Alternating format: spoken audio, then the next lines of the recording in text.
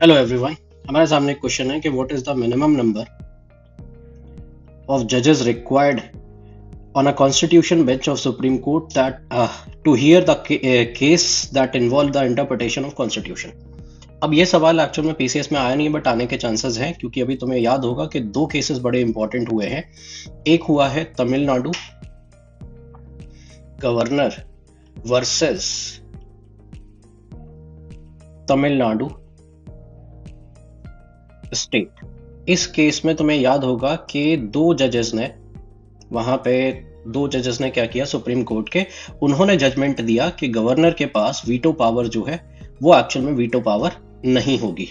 अब इसकी वजह से फिर प्रेसिडेंट ने वहां पे आर्टिकल 143 का इस्तेमाल करके रेफरेंशियल केस बना दिया उसको।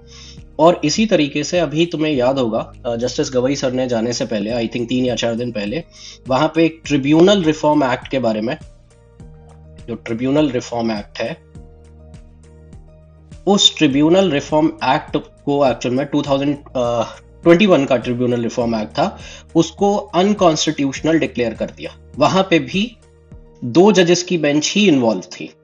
तो अब ये चीजें एक्चुअल में कहीं ना कहीं कॉन्ट्रेरी बनी। कॉन्ट्रेरी किस चीज का? क्योंकि जब भी कॉन्स्टिट्यूशन इंटरप्रिटेशन का मैटर आएगा तो एज पर आर्टिकल 145 सेक्शन 3 वहां पे क्लियरली मैंडेट है कि any case that involves the substantial question of law, ठीक है, that regarding the interpretation of constitution bench must be heard by the constitution bench। कि जो भी कॉन्स्टिट्यूशन इंटरप्रिटेशन का मैटर है वो कॉन्स्टिट्यूशन बेंच ही सुनेगी। और वहां पे मिनिमम, वहां पे क्लियरली लिखा है कि नॉट लेस देन 5 जजेस। तो इसका आंसर एक्चुअल में 5 होगा। और ये आने के चांसेस क्यों हैं? क्योंकि यहाँ पे सुप्रीम कोर्ट ने ही सीधा क्लियरली एक्चुअल में जो वो कॉन्स्टिट्यूशन का वायलेशन का मैटर बन रहा था, जो कि कहीं ना कहीं अपील करी थी सेंट्रल गवर्नमेंट ने। तो इस वजह से ये क्वेश्चन एक्चुअल में काफी डिबेटेबल रहा है, तो इसके आने के चांसेस थोड़े से बढ़ सकते हैं।